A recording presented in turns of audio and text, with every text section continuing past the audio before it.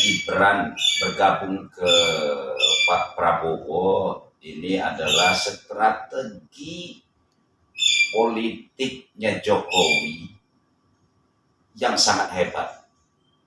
Nah, kalau saya berpandangan bahwa dengan masuknya Gibran,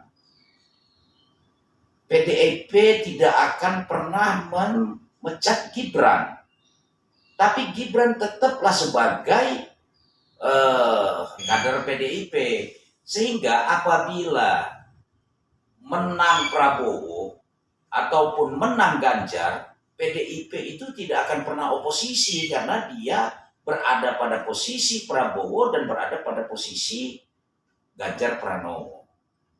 Ya. Nah, lalu saya sih beranggapan bahwa ini tidak akan mungkin terjadi satu putaran. Ini akan terjadi 2 putaran. Nah, di dalam 2 putaran bahwa suaranya Anies Baswedan, ini prediksi saya ya, yang di dalam 1 putaran itu akan keluarlah si Ganjar dan Prabowo.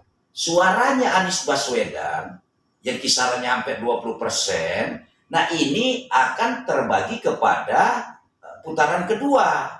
Nah, strateginya Jokowi bahwa suaranya si Anies itu pasti akan lari ke Ganjar dan Mahfud MD. Karena ada sejarah bahwa PKS dengan Mahfud MD ada sejarahnya.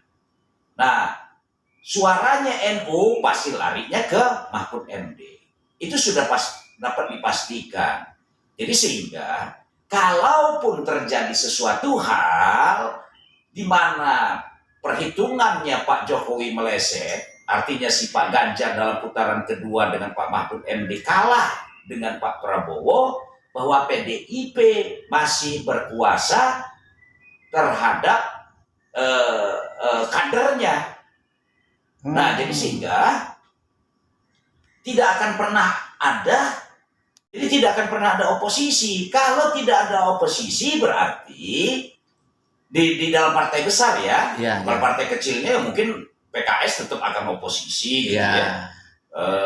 Nasdem mungkin akan oposisi. Tetapi di partai 2 ini, partai besar ini Golkar, Partai Gerindra dan Partai PDIP itu tidak akan pernah ada oposisi, tapi dia akan melanjutkan apa yang menjadi program unggulannya Pak Jokowi. Karena targetnya Pak Jokowi ini harus mencapai Indonesia maju.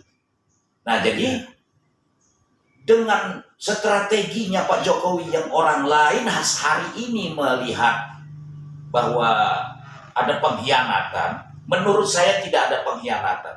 Tapi ini adalah strategi yang jitu bagi Jokowi.